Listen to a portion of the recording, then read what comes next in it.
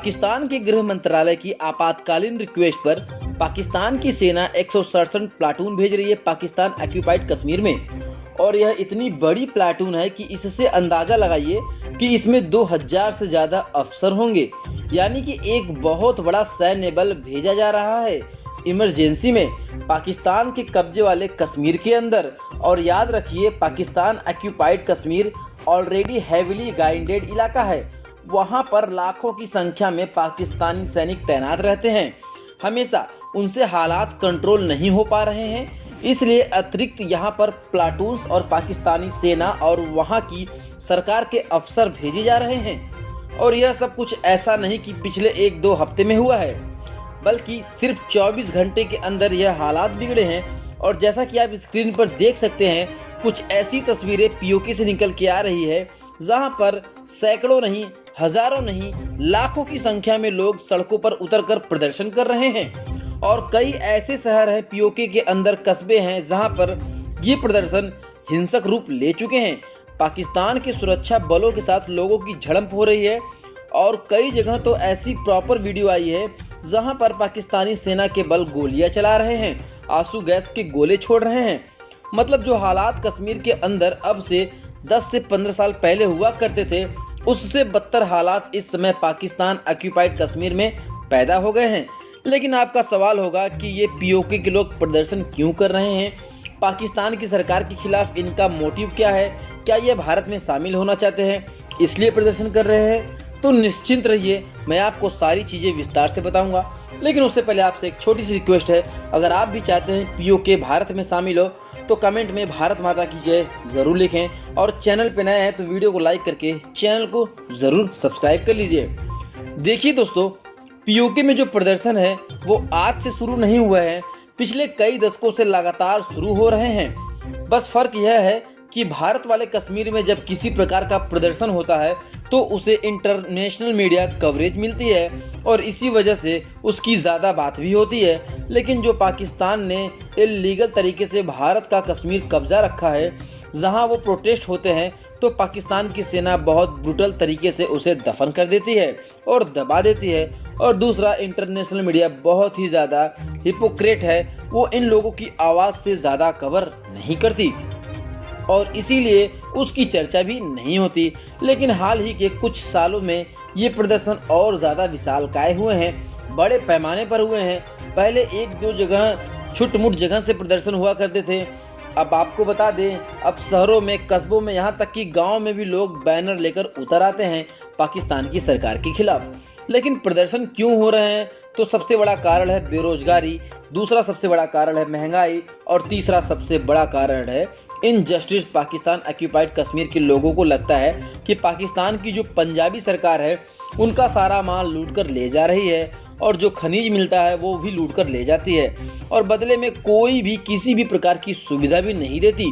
इसके अलावा एक चीज़ आपको बता दें, जब आप लोग वीडियो को शेयर करते हैं ना कि भारत वाला जो कश्मीर है वहाँ पर यह तरक्की हो गई, वहाँ पर दुबई की बड़ी बड़ी कंपनियाँ आकर इन्वेस्ट कर रही है, वहाँ पर नए नए सिनेमा बन रहे हैं, डल झील को हमने डेवलप कर दिया, इनकी वीडियो जब आप सर्कुलेट करते हैं सोशल मीडिया पर तो इसे पूरी दुनिया देखती है और यह पहुंचती है पाकिस्तान ऑक्यूपाइड कश्मीर के लोगों के मोबाइल फ़ोन तक और वो देखते हैं कि आज़ादी के बाद से भारत कश्मीर कितनी तरक्की कर चुका है। और हम आज भी पुरातन काल में जी रहे हैं, 1940 के दशक में जी रहे हैं। ना तो कोई टेक्नोलॉजी है, ना कोई डेवलपमेंट है, ना सड़कें हैं, ना पुल है, जबकि भारत कश्मीर के अंदर दुनिया का सबसे ऊंचा पुल बन रहा है, ट्रेन पहुंच रहे हैं, डेवलपमेंट हो रहे हैं, इंडस्ट्री पार्क लग रहे हैं, फूड पार्क लग रहे हैं, सिनेमा बन रहे हैं। और यकीन मानिए, इसे देखकर उनके मन में भी टीस उठती है कि काश हमें भी ये सब मिलता। और इस चीज़ को पाकिस्तान की सेना सरकार भी समझती है। इसलिए तो आप देखिए, हाल के सालों में पाकिस्तान की सेना टेररिस्ट अटैक वहाँ करवा रही है।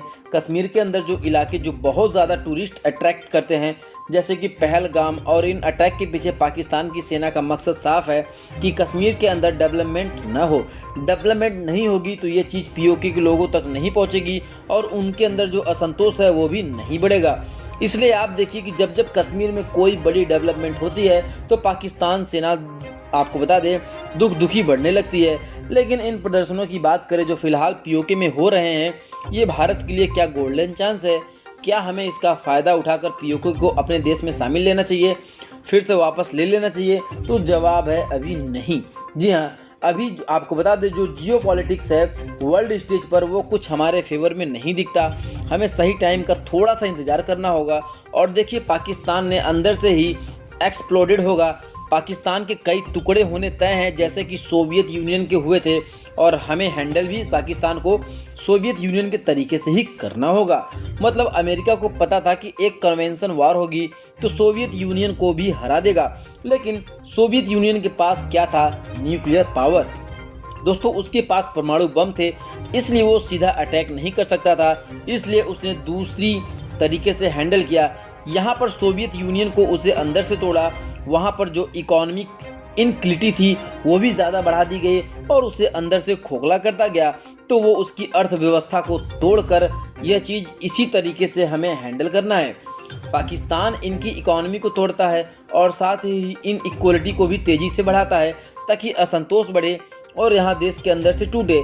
इसी तरीके से हम हैंडल करेंगे तो बिना एक सैनिक हमारा गवाए हम पाकिस्तान और पाकिस्तान ऑक्यूपाइड कश्मीर को भी भारत में मिला सकते हैं। और भारत के लिए अच्छी बात यह है कि भले ही ग्लोबल स्टेज पर विदेश नीति अभी हमारे हक में नहीं चल रही है, लेकिन पाकिस्तान के अंदर जो चीज़ें हो रही है वो हमारे हक में चल रही है। जैसे कि बलूचिस्तान के अंदर आज़ादी की मूवमेंट कितनी ज़्यादा हुमंग है, आप जानते हैं। सिंध प्रांत में भी आज़ादी की मूवमेंट तेज़ी से आग पकड़ रही है। वहीं पाकिस्तान का तीसरा राज्य खैबर पख्तूनख्वा भी अंदर से सुलग रहा है, वहाँ पर भी लगातार अटैक हो रहे हैं और अब पीओके में भी इसकी शुरुआत हो चुकी है। प्रदर्शन लगातार हिंसक कर रहे हैं, लेकिन सिर्फ एक प्रदर्शन से काम नहीं चलेगा, वहाँ पर एक सीरीज ऑफ प्रोटेस्ट होने चाहिए, तब जाकर भारत के हक में बात होगी।